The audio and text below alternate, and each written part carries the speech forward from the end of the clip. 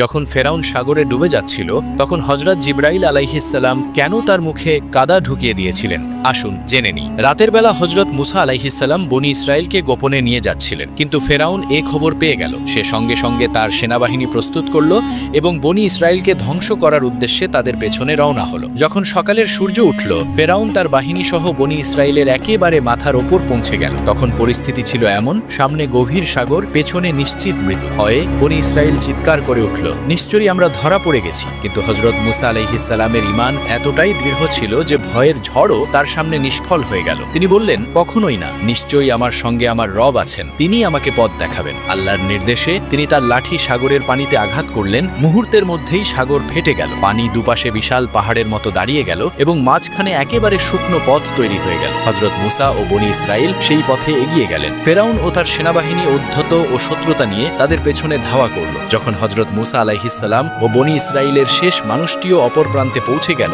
তখন আল্লাহ পানি আবার একত্রিত করে দিলেন এবং সবাইকে ডুবিয়ে দিলেন। ডুবে যাওয়ার মুহূর্তে ফেরাউন বলল, আমি ঈমান আনলাম যে তিনি ছাড়া আর কোনো উপাস্য নেই যার ওপর বনি ইসরায়েল ঈমান এনেছে, আর আমি অনুগতদের অন্তর্ভুক্ত।